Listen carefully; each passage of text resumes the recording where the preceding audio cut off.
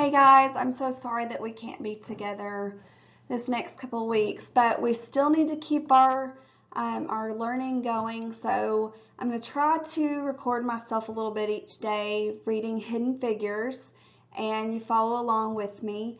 I'll pose a discussion question at the end that you guys can respond to, and I look forward to seeing you guys very soon. Chapter 15, Young, Gifted, and Black. While Mary Jackson was busy at work helping the NACA build supersonic airplanes, girls in high school were beginning to imagine different possibilities for themselves. Even though teaching was still their best option available, there were now more career choices.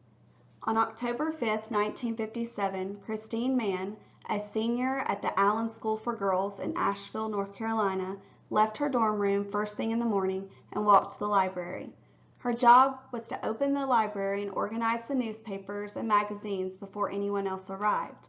She took a moment to read the headlines as she set up the displays.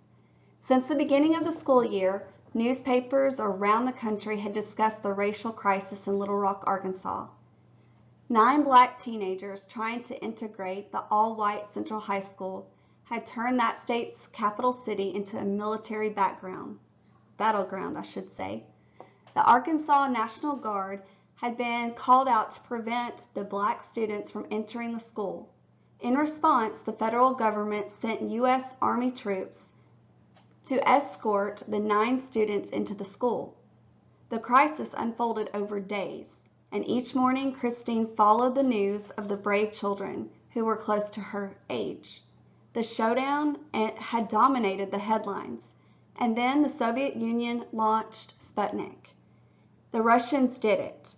They had created a satellite and launched it into orbit, and they did it before the United States. With tensions between the two countries already high because of the Cold War, this news put everyone further on edge. The United States needed to catch up. A replica of the Soviet Union Sputnik 1, the first artificial satellite to be put into outer space. At the Langley Memorial Aeronautics Laboratory, there was great pleasure to outperform the Russians at 360 miles above Earth, the altitude at which a satellite would fly around the planet. For the engineers, beating the Russians in space was a matter of personal and professional pride. In the rest of the country, the fear was political. Red made satellite flashes across U.S., read the Daily Press and Newport News. Sphere tracked in 4 crossings over U.S., read the New York Times.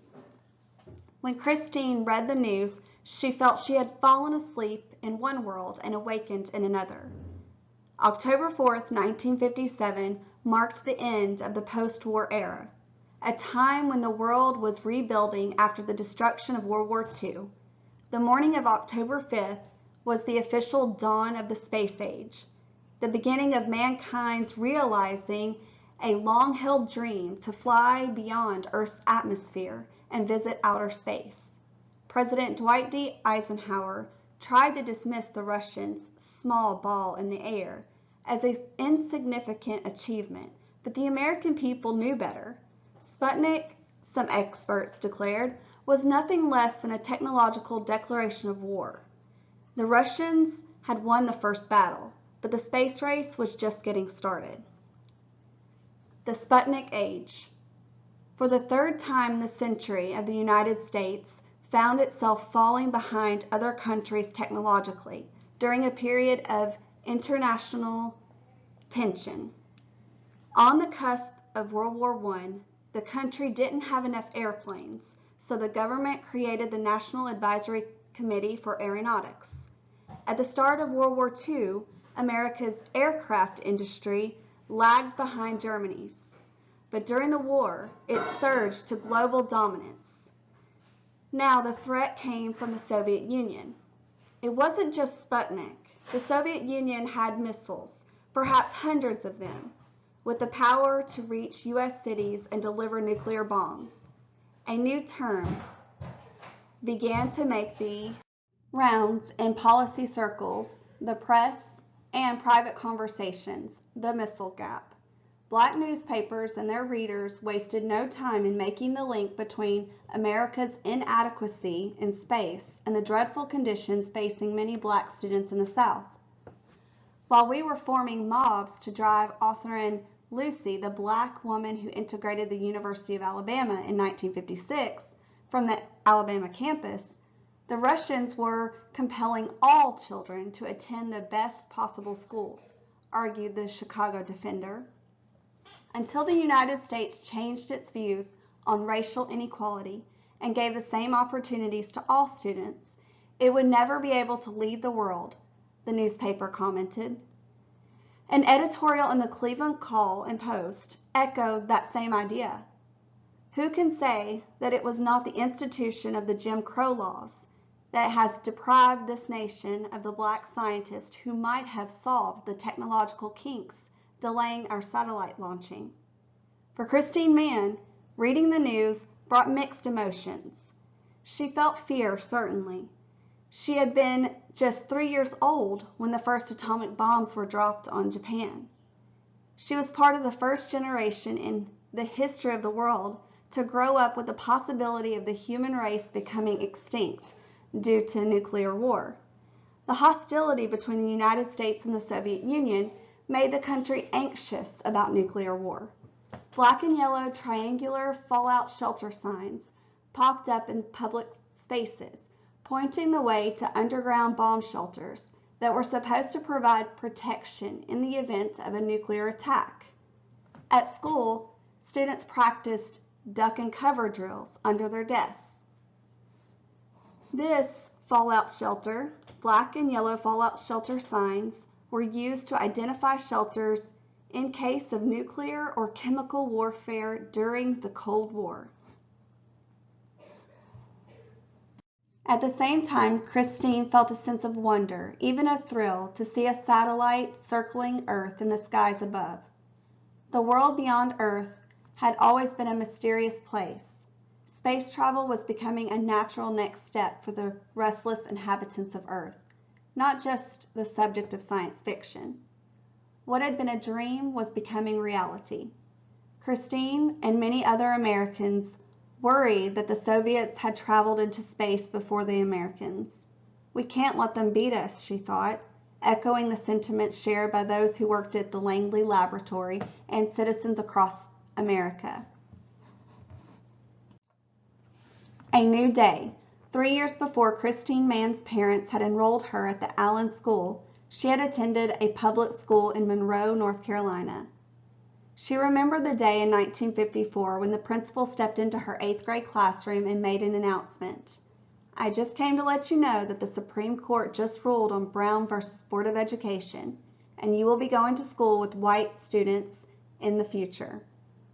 The judges in the 5 legal cases known together as Brown versus Board of Education ruled that it was illegal to separate black and white students in public schools. In fact, the Brown versus Board of Education court cases had a special connection for Dorothy Vaughan.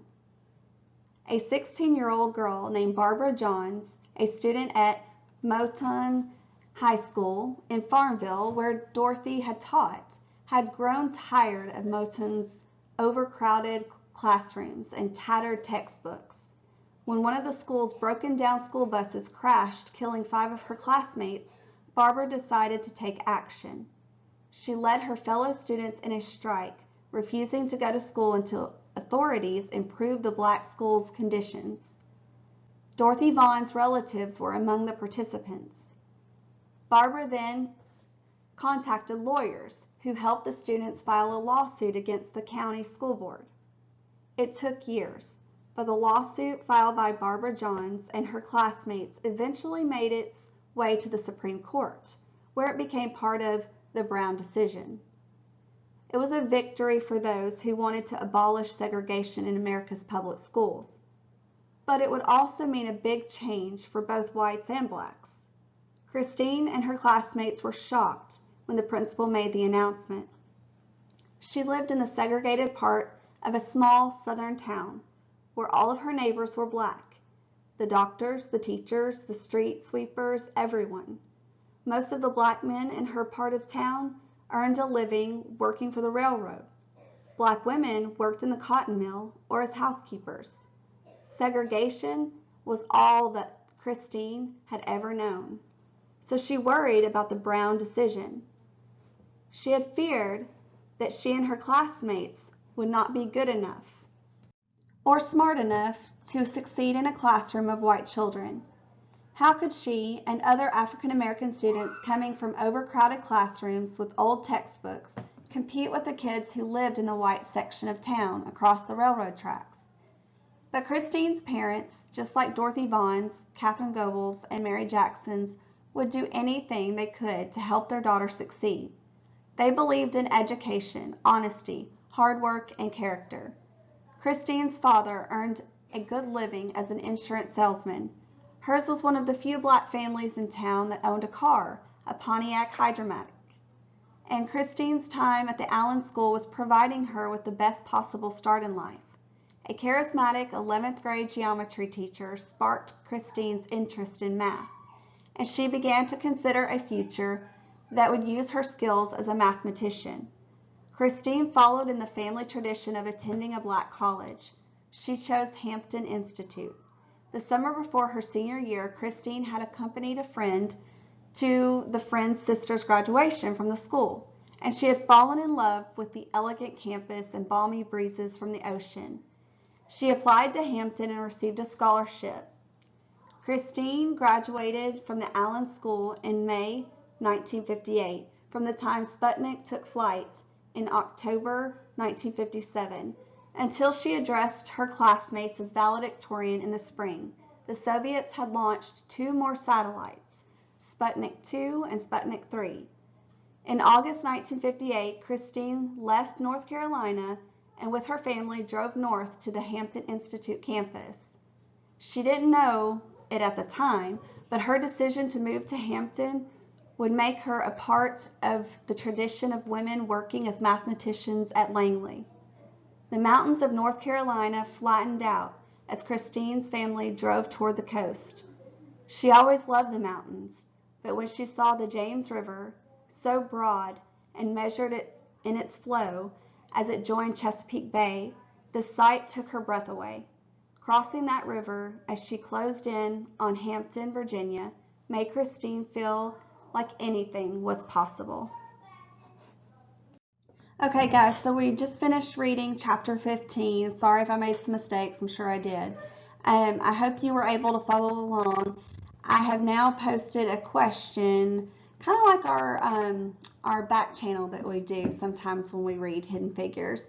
So there's no, there is a right and wrong answer, yes, but I'm not grading you on this. I just want to know your thoughts. So no pressure, no stress or anxiety about this at all, okay? But on page 126, a connection was made between America's inadequacy in space and the dreadful conditions facing many black students in the South. A newspaper commented, "Until the United States changed its views on racial inequality and gave the same opportunities to all students, it would never be able to lead the world." What does that connection and comment mean regarding the space program in the United States at that time? I've linked the Padlet for the discussion questions so you can post your answers. Feel free to respond to each other as well, whether you agree or disagree respectfully, and we'll go from there. Thank you to everyone who's been jumping in and getting some work done. Keep it going, guys. I'm proud of you. See you soon.